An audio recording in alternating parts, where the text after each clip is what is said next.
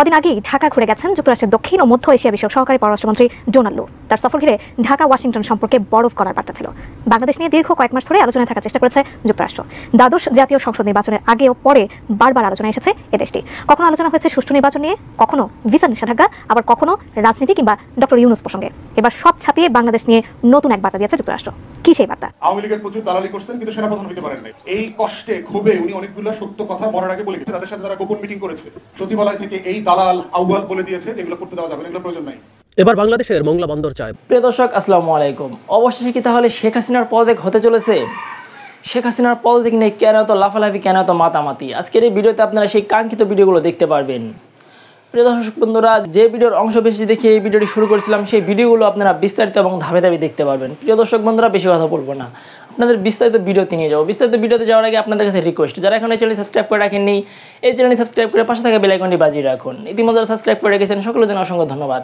প্রিয় দর্শক বন্ধুরা, চলুন এখন ধাপে ধাপে সেই বিস্তারিত ভিডিওগুলো একে একে দেখে আসি। আগেই ঢাকা ঘুরে গেছেন যুক্তরাষ্ট্রের দক্ষিণ ও মধ্য এশিয়া বিষয়ক সহকারী পররাষ্ট্রমন্ত্রী ডোনাল্ড লু।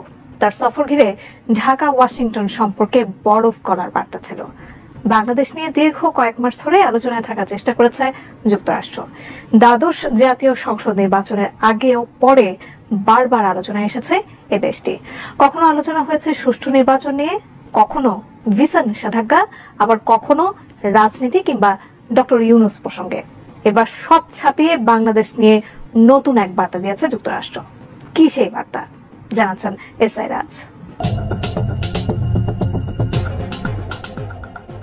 গেল মে মাসের মাঝামাঝিতে বাংলাদেশ সফর করেন যুক্তরাষ্ট্রের দক্ষিণ ও মধ্য এশিয়া বিষয়ক সহকারী পররাষ্ট্রমন্ত্রী ডোনাল্ড লু। এই সফরে তিনি বাংলাদেশের পররাষ্ট্রমন্ত্রী, তথ্য প্রতিমন্ত্রী, প্রধানমন্ত্রীর বাণিজ্যিক বিষয়ক উপদেষ্টা সহ ঊর্ধ্বতন কর্মকর্তাদের সাথে বৈঠক করেন। তার সফর ঘিরে ঢাকা ওয়াশিংটন সম্পর্কে বরফ গলার বার্তা ছিল। কিন্তু গত 20 মে দুর্নীতিতে জড়িত থাকার কারণে বাংলাদেশের সাবেক সেনাপ্রধান জেনারেল আজিজ আহমেদের বিরুদ্ধে নিষেধাজ্ঞা দেয় মার্কিন প্রশাসন। এরপর থেকে বাংলাদেশ নিয়ে মার্কিন মনোভাব কোন দিকে মোড় নিচ্ছে তা নিয়ে তৈরি হয় জল্পনা। তবে এবার সেই জল্পনার ডালপালা ছেটে ঢাকা ওয়াশিংটন সম্পর্ক নিয়ে নতুন বার্তা দিয়েছেন দেশটির পররাষ্ট্র মন্ত্রণালয়ের দক্ষিণ ও এশিয়া বিষয়ক এই অ্যাসিস্ট্যান্ট সেক্রেটারি। সম্প্রতি ভয়েস অব আমেরিকাকে দেওয়া এক সাক্ষাৎকারে ডোনাল্ড লু বলেন, দুর্নীতির বিরুদ্ধে লড়াইয়ে বাংলাদেশের জনগণের সঙ্গে আছে যুক্তরাষ্ট্র। দুই দেশের সম্পর্ক জোরদার করার ব্যাপারে আশাবাদ ব্যক্ত করে লু বলেন, আমরা পেছনে নয়, সামনের দিকে তাকাতে চাই। বুধবার সাক্ষাৎকারটি প্রকাশ করে মার্কিন এই সংবাদ মাধ্যম। এতে ডোনাল্ড লু দুর্নীতি বিরোধী লড়াইয়ে বাংলাদেশ সরকারের সঙ্গে একসঙ্গে কাজ করার ক্ষেত্রে যুক্তরাষ্ট্রের কমিটমেন্টের ব্যাপারটিও গুরুত্বের সঙ্গে তুলে ধরেন। এতে ডোনাল্ড লু দুর্নীতি বিরোধী লড়াইয়ে বাংলাদেশ সরকারের সঙ্গে একসঙ্গে কাজ করার ক্ষেত্রে যুক্তরাষ্ট্রের কমিটমেন্টের ব্যাপারটিও গুরুত্বের সাথে তুলে ধরেন।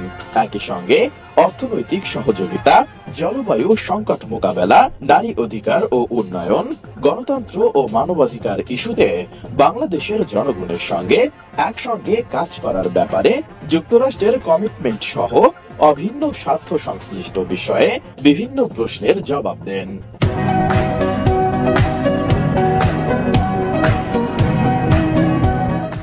পাশাপাশি অদূর ভবিষ্যতে অন্যান্য উচ্চ প্রোফাইলের বাংলাদেশি নাগরিকদের ওপরও দুর্নীতির সঙ্গে সম্পর্কিত এ ধরনের নিষেধাজ্ঞা যুক্তরাষ্ট্র আরোপ করবে কিনা এমন প্রশ্নে তিনি বলেন, যখন আমাদের কাছে উল্লেখযোগ্য দুর্নীতির বিশ্বাসযোগ্য তথ্য থাকে তখন আমরা সারা বিশ্বেই নিষেধাজ্ঞা এবং ভিসা বিধিনিষেধের আকারে প্রকাশ্যে পদক্ষেপ নিই।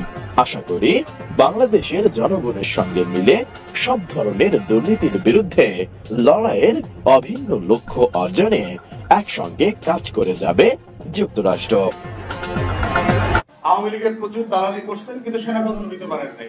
এই কষ্টে ক্ষোভে উনি অনেকগুলো সত্য কথা মরার আগে বলে গেছেন। তাদের সাথে তারা গোপন মিটিং করেছে, সচিবালয় থেকে এই দালাল আউয়াল বলে দিয়েছে যে এগুলো করতে দেওয়া যাবে না, এগুলো প্রয়োজন নাই।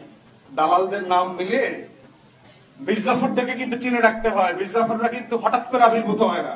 আমরা অনেক কিছু এর আগে বলেছি, কিন্তু রিসেন্টলি বিডিআর ম্যাসাকারের পরবর্তী যিনি বিডিআর এর প্রধান হয়েছেন লেফটেন্যান্ট জেনারেল মইনুল হোসেন সাহেব, উনি একটা ইন্টারভিউ দিয়েছেন গত কয়েকদিন আগে, হয়তো আপনাদের চোখে পড়েছে অনেকে।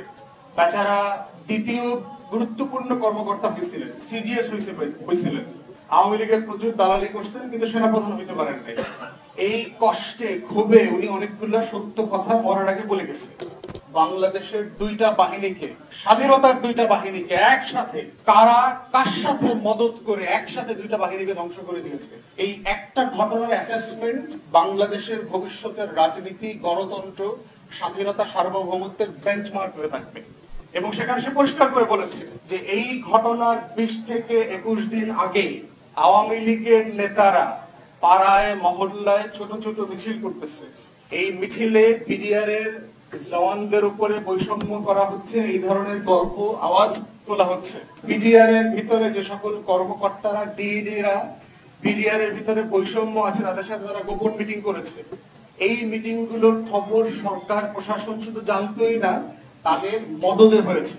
এবং এই সময় দেখেন প্রতিরক্ষা সচিব ছিল কাজী হাবিবুল আউয়াল। দালালদের নাম মিলে মির্জাফর থেকে কিন্তু চিনে রাখতে হয়, মির্জাফররা কিন্তু হঠাৎ করে আবির্ভূত হয় না। মির্জাফরি করবার ইতিহাস লাগে। হাবিবুল আউয়াল আজকে নির্বাচন কমিশনার হইছেন, তাকে কিন্তু গাদ্দারি, বেঈমানি, দালালির, মির্জাফরির পরীক্ষা দিয়ে পাশ করতে হয়েছে। নির্বাচন কমিশনার এমনি এমনি হাওয়া দিয়ে হন নাই। বিডিআর মিউটিনির সাথে উনি জড়িত। এই বিডিআর এর পিলখানায় যে গণহত্যা হয়েছে, তখন প্রতিরক্ষা সচিব ছিলেন মইনুল হোসেন সাহেব বলেছেন তদন্ত করতে দেন নাই উনি।